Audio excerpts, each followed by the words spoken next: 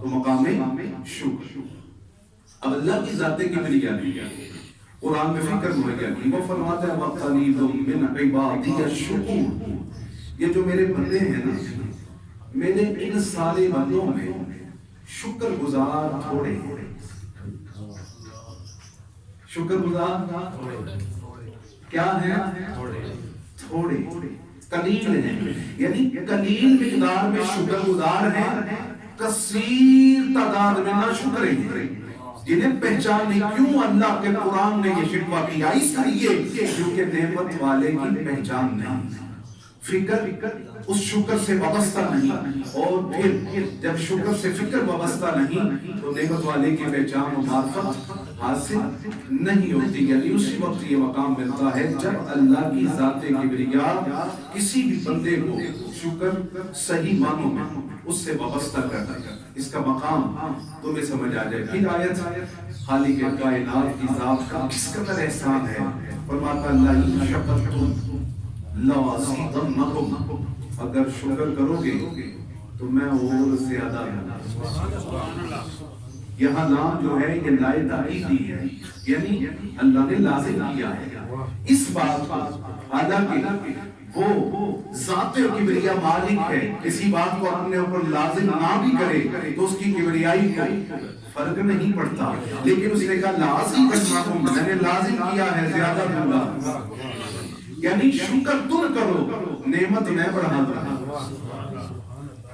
میں نعمت کو بڑھا دوں. مقام شکر.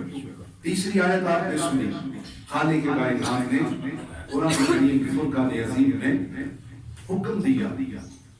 اب فکر اور شکر دونوں ملا کے اس ایک آیت میں پڑھنے لگا ہوں.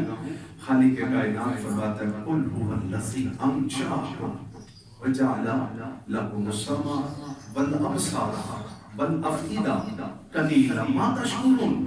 وہ فرماتا ہے بھلا دیکھو ہے محبوب ان سے فرما کون ہے جس نے تمہارے لیے سماعت بنائی، بصارت بنائی، دل بنایا. تین چیزوں کا ذکر ہے، سماعت بنائی، بصارت بنائی، دل بنایا. سماعت، بصارت، دل، تین چیزیں تمہیں عطا کی. سماعت دے رہا ہے، بصارت دے رہا ہے، دل دے رہا ہے. اور پھر تینوں نعمتیں ان کا ذکر کرنے کے بعد فرماتا ہے قلیلا ما تشکرون، تم کتنا کم شکر ادا کرتے ہو، کتنا قلیل شکر ادا کرنے کا. جب سے اس نے تمہیں حیات دی ہے مسلسل دھڑک رہا ہے. یہ دل مسلسل دھڑک رہا ہے. جب سے تمہیں اس نے حیات دی ہے یہ دل مسلسل دھڑک رہا ہے. اس کی دھڑکنوں میں تو کوئی بستا ہے، اور جب اس کی دھڑکنوں میں کسی کو بسا لیا جائے، یعنی اس کے محبوب کو بسا لیا جائے، اس کے محبوب کے پیاروں کو بسا لیا جائے، تو پھر مقام کیا بنتا ہے. یعنی یہ دل جو ہے، یہ دل شکر والا دل بن جائے. اس دل میں جب محبت وابستہ ہو جائے، جس سے وہ محبت کرنے کا حکم دے رہا ہے، جس سے وہ محبت کرنے کا حکم دے رہا ہے، جب اس کی محبت اس دل میں بس جائے اور اس کے محبوبوں کی محبت اس دل میں بس جائے تو یہ دل کیا بن جاتا ہے؟ یہ دل قابل رشک بن جاتا ہے. اور یہ سماعت، یہ جو سماعت ہے، یہ سماعت جو اس نے تجھے عطا کی ہے، اگر اس سماعت کو تو فکر سے وابستہ کر رہے ہیں. کس سے؟ فکر سے. کس سے؟ فکر سے وابستہ کر لے تو پھر یہ سماعت تجھے اس تک لے جائے جس نے تجھے یہ سماعت عطا کی ہے. غور کرنا، ایک گوشت کا حصہ ہے نا، کان کا پردہ جس سے وہ سنا رہا ہے، اس کو سننے کی طاقت عطا کس نے کی؟ پروردگار کی. اور یہ بصارت، اس آنکھ کے اندر ایک چربی ہے جس سے تجھے دکھا رہا ہے، اسے دیکھنے کی طاقت کس نے عطا کی؟ یعنی اگر تیرے پاس دیکھنے کی طاقت نہ ہو تو کون سا دنیا کا سرجن ہے تجھے بینائی سے وابستہ کر رہے بغیر خرچے کے، بغیر کچھ دیے، بغیر عوض کے تو اپنی بینائی حاصل کر سکے. وہ فرماتا ہے میں نے سماعت، بصارت، دل، یہ نعمتیں دی، قلیل شکر ادا کرتے ہو. ایک آیت میں دو چیزوں کا احساس دلایا، نعمت، فکر، اور پھر کہتا ہے کتنا کم شکر ادا کرتے ہو. معرفت ہر شخص کے دل میں ہوتی ہے. ذرا غور کیجئے گا، جملہ آ رہا ہے بزم رسالت صلی اللہ علیہ وسلم سجی گئی حضور کی بزم پاک میں اصحاب بیٹھے ہیں، اصحاب باوفا اپنے اپنے داس سے حضور کے چہرے کو تک رہے ہیں. حضرت ابوبکر صدیق رضی اللہ تعالیٰ عنہ تشریف لائے. جب آپ آئے تو آ کر حضور کے چہرے کو دیکھا، رخسار رسول صلی اللہ علیہ وسلم کی تجلی سامنے، حضور کی آنکھوں کی تجلی سامنے، حضور کے رخسار کا انوار سامنے دیکھا.